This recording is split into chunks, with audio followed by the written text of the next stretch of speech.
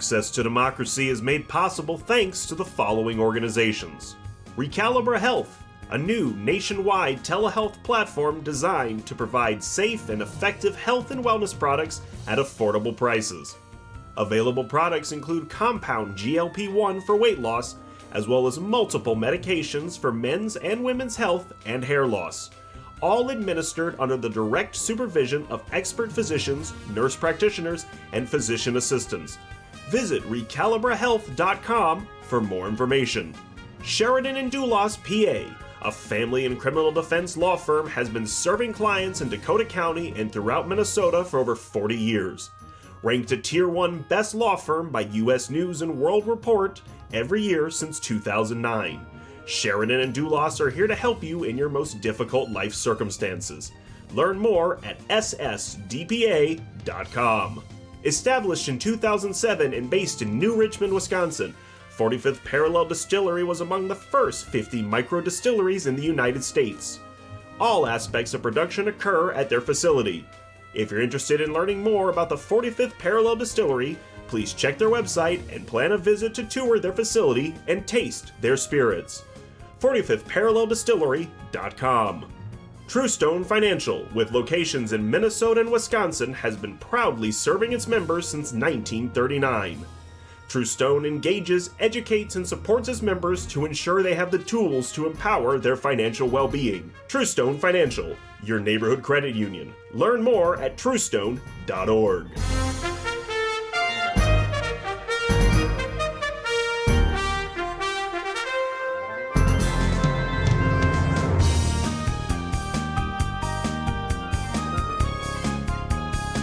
Hello and welcome to another edition of Access to Democracy. Thank you for joining us today. I'm your host, Bill Raker. Today's topic is a rather interesting one. It's stop buying new things. And here to share with us the background of what that means is today's guest, Mary Medcraft, founder of Hello Again, Eagan. Correct. Mary, welcome to Access to Democracy. Thank you. I'm super excited to be here today. Well, I know you have a fascinating story to tell us about the entrepreneurial business that you have started and how significant it is. And I'll share with our viewers that I first met Mary a few weeks ago. She was one of the presenters at the Sustainability Eagan Academy that the city of Eagan puts on periodically for the community to come in and to learn about things that we as individuals and as our community can do to help promote sustainability. And so that's kind of the theme of what Don't Buy New Things is all about. But before we get into that, let's meet Mary. Mary, tell us a little bit about your background, your experience, and kind of what brought you to what you are doing today, and then we'll get right into the business. Great. Well, actually, I don't have a retail background whatsoever at all. I started in the hospitality business well over 20 years ago. But what I do with my other job is I help my clients find locations for their meetings and conventions. During COVID, as you are aware, there were no meetings, there were no conventions, and so there was no revenue coming in from my other job. So I needed to kind of pivot to survive. And I ended up pivoting by reselling clothes on different online platforms. And it's kind of an addiction. Once you start getting into it, you're just like, oh, yay, I made another sale and another and another. I'm an avid podcast listener. So I was listening to a podcast and they told me about two places in the southern part of the US, one called Indie Clover and one called Pre-Loved. And I thought, oh my gosh, this is such a great idea. I'm going to find one in the Twin Cities to sell at. But there weren't any in the Twin Cities, and there weren't any stores with that kind of a model. I did find an adorable store in Eau Claire called Shine On. So I was selling clothes at Shine On, but that was going to, 2 hours back and forth to restock my booth was a little bit challenging. So after like a lot of thought, I decided to open one in Eagan. I think Eagan was like the perfect location for this. It's a great, it's just a great community to do that. And then I'm right by Z's Diner in like the most fabulous little convenience center. So I really like our location too. And that was like 2 years ago, and now here we are today. And we're going to talk about this business model that you've brought into to Eagan, okay? But before we do that, I want to share with our viewers a photograph. So if we'll bring up the first photograph and have it there for a couple of minutes. Mary, I'm going to ask you, what is this a photograph of? And why is it significant to our topic today? Right. It's really important. As you can see, it's a pile of discarded clothing. Did you know the average person tosses 81 pounds of clothes per year? I did not know that. Shocked by that. I mean, it's so sad if you think about it. And you wonder, you know, when you donate to Goodwill or to, I hate bringing up these places because I'm not dissing them at all. Goodwill or Savers or anything like that, if they don't sell, then they go to another location where it's sold by the pound. And if it doesn't sell there, then it goes to quite often third world countries and is sold by like the pounds there, and it just ends up going into a landfill. It's horrific. And so that's what we're seeing a picture of. That's what we're seeing now. And the motivation is we need to do something about this. We can do something about this. And so you put together a business. I did. Yeah, and you call it what? I call it Hello Again. So it's really saying hello again to clothing. I'm really passionate about sustainability and keeping things out of the landfill. And so should I go on? So what we do is we rent booths to people by the week for either 2 weeks or 4 weeks. People price their own items and they sell their own things. So everything in our store is for sale by like 50 different people. So it's kind of like 50 little garage sales or 50 little boutiques throughout the store. And because people price their own things and stock their own booths, there's a huge variety of what's in there, all different sizes, all different styles, and all different price ranges. So this is very different than a consignment shop or a donation that you would make to like the Salvation Army or to the Goodwill or something like that. Is that correct? That's correct. So people actually get 65% of the profits of what they sell. The other 35% goes to paying rent and to my employees. They just set up on a Saturday and then they leave. We don't tell people what to put their prices at. They decide that on their own. Do you help them stage what it is that they are bringing in for resale? We will guide them, like what we would suggest price-wise they should be at. You know, if you're looking at things that are not super high-end, that are over, like a shirt for over $50, it's not going to sell in our store. And what's nice about our store versus a consignment store somewhere, when you bring it, I don't tell you what to price it at, where if you go to a consignment store, they'll tell you what they'll give you for that store. Quite often, it's only $2 or $3 for a shirt. And what I love about it, it just gives clothing another life. So instead of having very good clothing, usable clothing, clothing that people may want and could get some value and use out of, ending up in a rubbish pile like what we showed earlier, it can be repurposed or maybe reused, and the people come in to shop around in your store. So if we bring up the next photo, the next picture, Mary, this is a picture of your business, and I think you're in it as well. So tell us where this is. Yep, so we're located in Eagan, just south of Yankee Doodle, off of Denmark. We're right behind Cub Foods and the dollar store, and then next to like Z's Diner and the new Café de Paris that is located there. There's a UPS store and also Pizza Man, so I love our location. We just have such great synergy between our different businesses. Well, what are the people who bring their clothing in to have it go on the market there in your business? What do they think about how you've brought this together? What does it mean to them? Well, it means another life for their clothing, but also it's extra money for people, which is great in this day and age because, as we all know, it's been a difficult financial time for it. And instead of just dropping off a donation at Goodwill, people go online and they book their booth for either 2 weeks or 4 weeks. Right now, I think we're booked out through mid-May, so it's great. And they set up on a Saturday morning, pricing their own items, and then they just leave. They tear down on a Friday. When people tear down on a Friday, they have the option of letting us tear down it, or they tear it down themselves. Some people go directly to Goodwill or somewhere to donate it. If they choose to, we will donate their items for them. But I usually try to donate things not to necessarily like a big chain store, but more like Chaps in Eagan or church thrift stores, places that really need the clothing.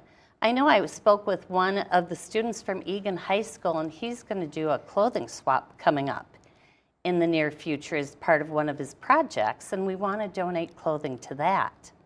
So to remind our viewers, our message today is about sustainability.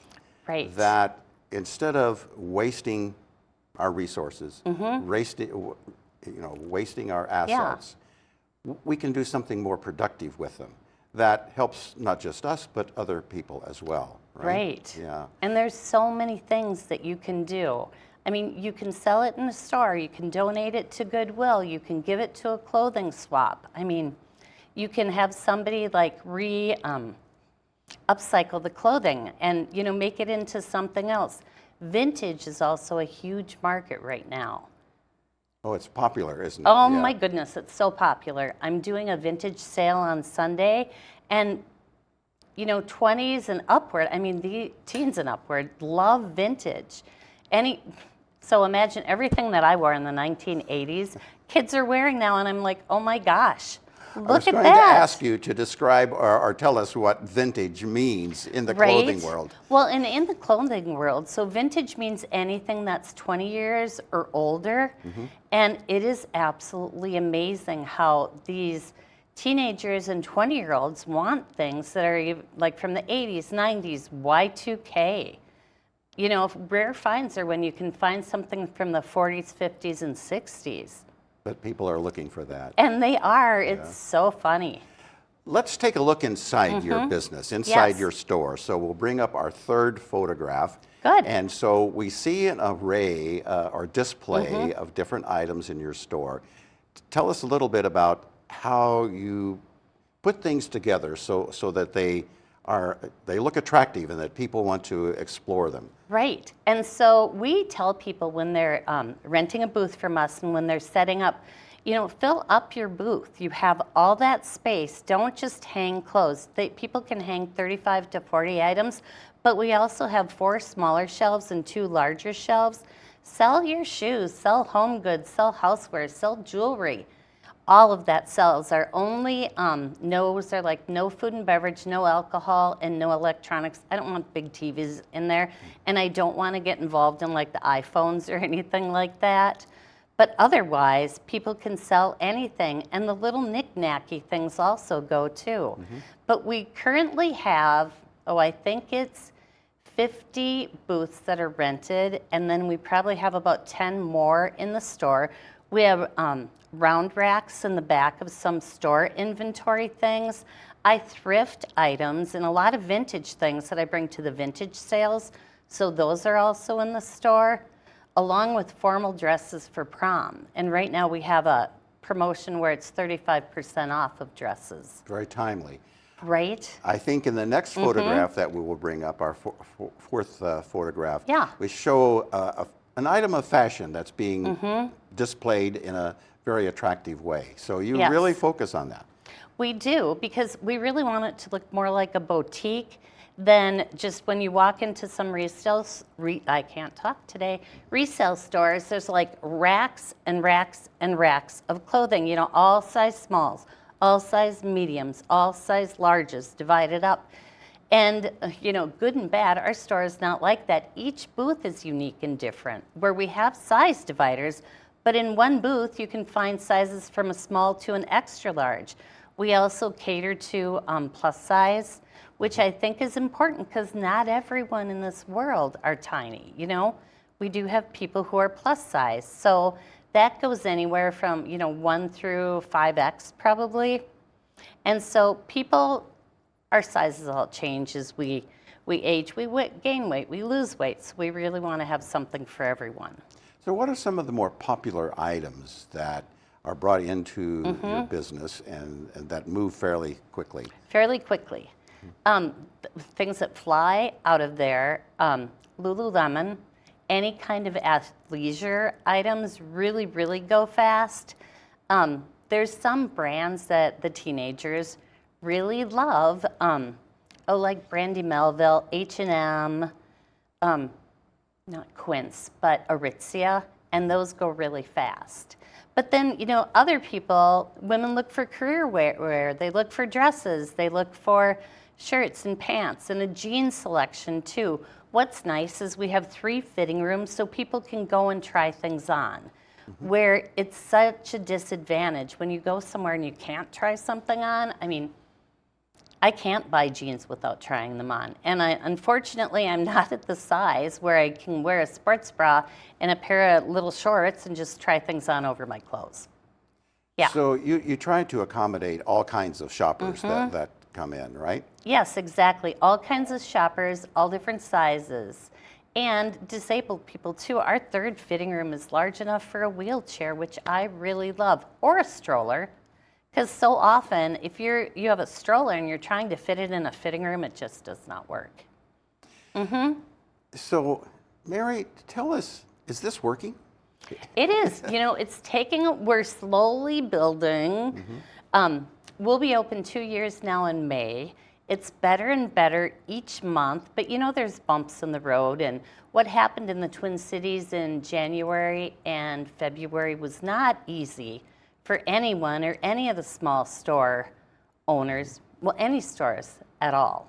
So, but we're making our way in the right direction. So do you have repeats, people who have brought items in and maybe they come back again with more items and the 3rd time, and repeat shoppers as well? We do, and that's what I love. First of all, and I'm really biased about this, we have the nicest customers in the entire world. They're so wonderful, and we have a lot of repeat shoppers. And then again, people renting booths who have been with us since June when we opened and are still with us today. Some people are resellers. There's one girl, I swear she has more clothes than God does. She just keeps selling and selling. I don't know where she gets it all from, but... And some things that are in the store are gently used. Some things are new with tags. It's just a really big variety. But it's good quality clothing, right? It is good quality, because if you bring in, if there's anything that I find with holes or seams ripped or anything like that, we'll pull them from the floor and have the person come and pick them up. No one's going to want something that has holes in it or is destroyed or that has like bleach stains. So I think that's really important. And one thing to remember is, since it's not just a gigantic store with all the smalls, all the mediums, all the larges, people take a lot of pride in their booth. And like around the holidays, they decorate their booth with Christmassy items, or Valentine's Day, little hearts in their booth and everything. It's really a reflection of them. We have a good social media following and ask that people tag themselves. Well, we tag people on social media, so then their friends can come and shop their booths and things. Do you think social media is maybe the main platform where people get information about your sustainability efforts and how they can take advantage of them? Oh, definitely. Social media, Facebook, Instagram, and TikTok are really how we got the word out about the store. So we really rely heavily on that. It's difficult as a small business to find the right way to advertise in this day and age. Unfortunately, I love newspapers, but people don't read the paper like what they used to. But they all look at their phones and scroll through, so that seems to be the best way. Do you think there was something auspicious about the timing of you doing this entrepreneurial effort, where people are concerned about the value that they're getting for the money that they're spending, and the attention to sustainability of our environment all kind of coming together and you're trying to provide an answer or a solution to Right. that. Well, and I hate to, I don't know if I should call it this or not, but it's kind of a perfect storm right now. I mean, people are so much more aware of the environment and how we're killing our planet compared to years before. And if you look at like tags with some of the clothing, you know, I heard that fashion used to have the 2 seasons a year, fall and winter and then spring and summer. But now there's like 50 seasons with fashion because some of the companies crank out clothes so fast with the fast fashion. So like Shein, H&M, Zara, they have new things that are coming out instead of twice a year, 50 times a year. And that more and more clothing is just like adding up, like what do they do with it afterwards? The average person only wears a piece of clothes 7 to 10 times, which is nothing. Would you share that again with us? Yeah, honest to goodness. Statistics show that the average person will only wear a piece of clothing 7 to 10 times. And then what happens? And then they donate it, discard it, resell it, do something else, and move on to the next thing. That's, you know, if you think about it, I talked to my sister about this. When I was younger, I was a big garage sailor, and I loved it. And even now, I'm a huge garage sailor, but back then it was not something that was very popular for people to do. Only like the poor families had to garage sale, where now it's just so popular for people to thrift and to garage sale. But back then, we would work our corn detasseling job, which you can tell I'm from Minnesota if I corn detasseled in the summer. Yeah, that's not a term I think we've heard on the program before. Right? No, probably not. But, you know, we would go to the mall, we'd go to Burnsville Mall, and we'd have, you know, $20 to spend on a sweater, and we would spend $18 to $20 on a new sweater for school. But now, I mean, kids' sweaters are still $18 to $20 or less. It's just lesser quality than what it used to be. You know, things are not made in the USA anymore. They're made in China or somewhere where, you know, they don't pay people the right wages to work at these places, and they're substandard quality of things. Most everything is polyester. It's not cotton like what it used to be or wool. So I think when you're buying something, you really need to pay close attention to the tags on, you know, where it's made, what it's made of. It really makes a difference. I heard, I don't know if this is true or not, but I just heard like Shein puts formaldehyde in their clothing. So can you imagine wearing something with formaldehyde in it and thinking about like all the microplastics that come from polyester and clothing, that once you wash it, it goes into the rivers and seas and everything? So clothing can be made of cotton, which is a natural fiber product, or wool, which is a natural fiber product. And then these petroleum-based chemicals, right? So what happens to clothing or any item that's made out of a petrol-based product when it's discarded? Does that affect the environment? It does, in fact. It does absolutely affect the environment. I mean, it doesn't break down like cotton and wool would or anything like that. It just, the microfibers go into the water supply and everything. It's just really, really unhealthy.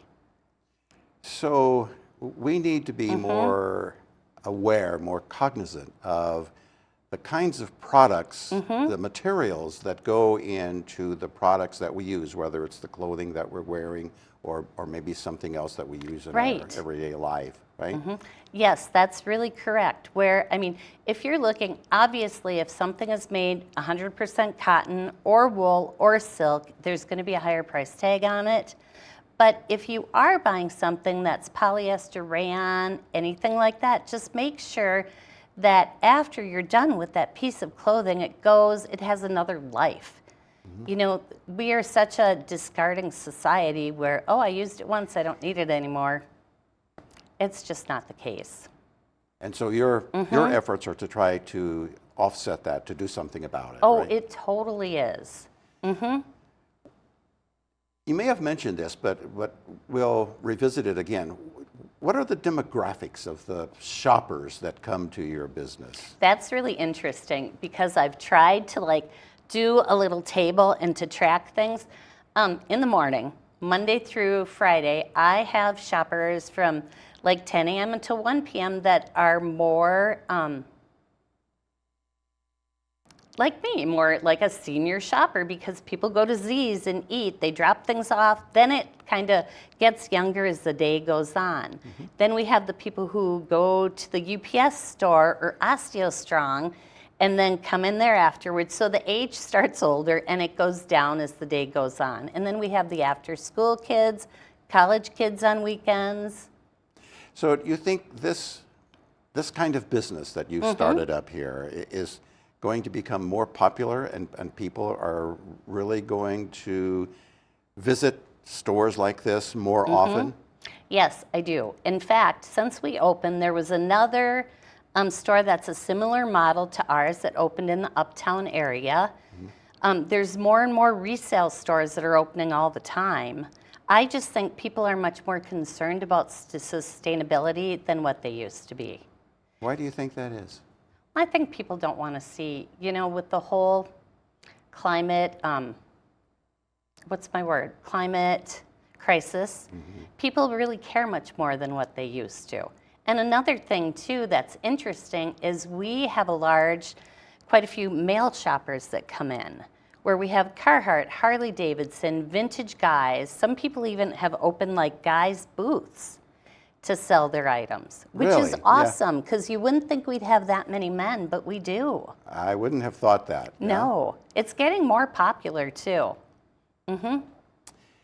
Well, Mary, we have a couple of minutes left in the program, and the story that you're telling, to me, is really fascinating to learn about this opportunity where consumers, people can support and contribute to the sustainability of our environment, of our planet, by not discarding clothing or other items that they no longer need or use, but finding a venue, an opportunity where someone else can discover those pieces of clothing or those items and say, you know, I like that, I can use that. And there's an exchange, a retail exchange that happens, okay? It's just a fascinating model that you have brought to our community here. So again, what motivated you to do that, and why are you keeping at it? Well, I love the fact that I'm helping in my little own way keep things out of landfills and helping with the climate, with the planet. Let's save our planet and make it green. I mean, anything that we can do. I go around places and I pick recyclables out of garbage. So to try to get, I know it's crazy, but it's true. And also, you know, it's not just my Hello Again boutique. There's so many other good places. People have clothing swaps where they get together and they each bring like 10 pieces of clothing, and you know, you give one, you get one. It's just fascinating. There's so many resale stores, so many ways that you can help churches and different things with it.